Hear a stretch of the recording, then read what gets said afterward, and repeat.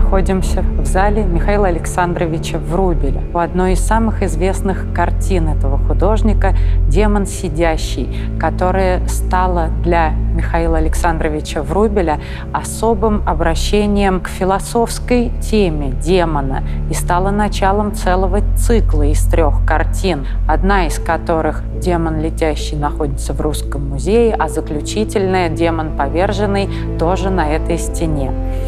Врубель сначала иллюстрировал поэму Лермонтова «Демон», и там он, конечно, должен был следовать стилистике романтической литературы и идее Лермонтова о демоне. После Михаил Александрович Врубель решил подумать о том, каким он представляет своего собственного демона, и обратился к античной философии, к Платону. Он очень настаивал, чтобы демоны на картине не путались с дьяволом, сатаной, лукавым, нечистым, чертом. Он обещал, что это будет демон, некий дух, как добрый, так и злой. И здесь вы видите, что демон сидящий изображен действительно между миром земным и небесным.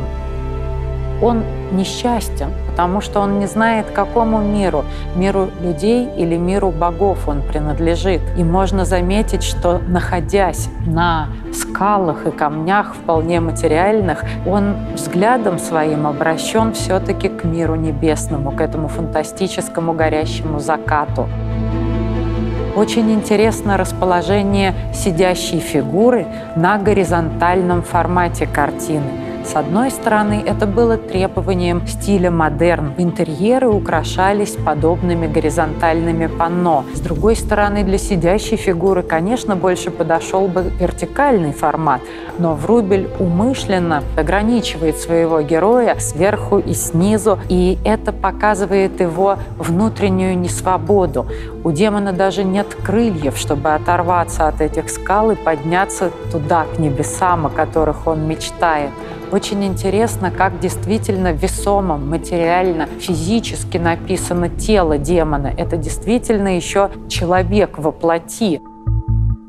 Врубель увлекался древнерусскими мозаиками, принимал участие в реставрации старинных храмов. Он учеником из школьного мела собирал модели кристаллов. И в этой картине мы видим, что как будто из кристаллов собраны и камни, и живые как будто цветы. Врубель старается, чтобы в этой же технике, таким вот квадратным мазком, как мозаика, были написаны абсолютно все вещества и сущности на его картине. Из этих элементов состоит и тело, и одежда демона, и небо, и свет на небе, и земля, и скалы. Врубель пишет даже не кистью, а мастихином, таким инструментом, которым он кладет краску на холст, как будто лепит скульптурным стеком. И рядом стоящие в витринах скульптуры Врубеля из майолики, поливной керамики, позволяют сравнивать действительно схожесть процессов. Скульптуры его многоцветны благодаря поливным эмалям, содержавшим большое количество солей и металлов, которые при обжиге давали вот такие фантастические переливы света и цвета и давали такой металлизированный оттенок его скульптуре, чего он добивается и смешением цветов на палитре в живописи. В это время почти каждый художник, и особенно Врубель, видят себя не копиистом реальности, а видят себя создателями реальности. Врубель использует эту технику. Для него это рождение какого-то существа и вдохновение в него живого духа, волей и властью художника. Очень удачно, что на одной стене в нашей экспозиции расположены и демон сидящий, и демон поверженный. Если присмотреться, это тот же самый герой. Мы можем узнавать его по вот этим синим драпировкам, в которых он изображен на первой картине. Но тело его здесь еще атлетическое, мускулистое. На последней картине этого живописного цикла совершенно неузнаваемо изломано об те самые острые скалы, с которых он взлетел и на которые он упал.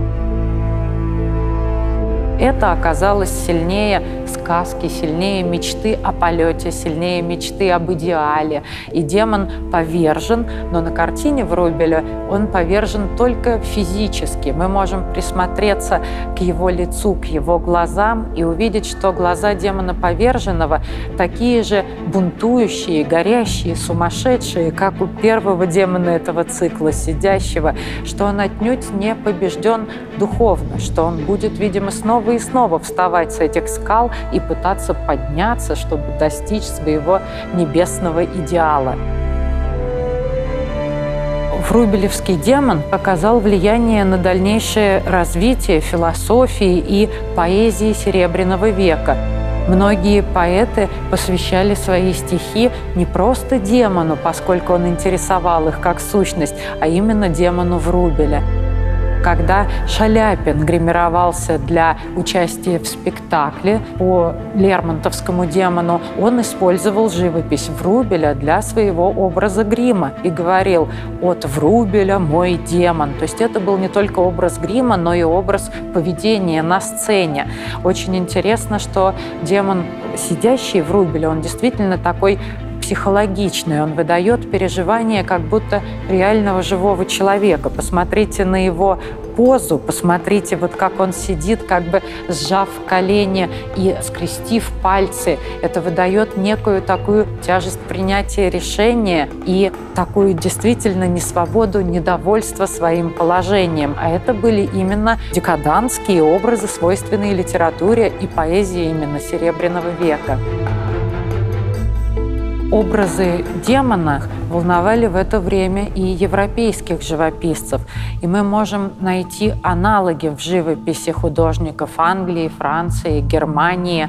И врубелевский демон оказывается наиболее величественным среди вот этих демонов, то ли плохих, то ли хороших героев, которых представляет европейская живопись. Он грандиозный, он действительно олицетворяет саму эту демоническую сущность в философии этого периода рубежа веков.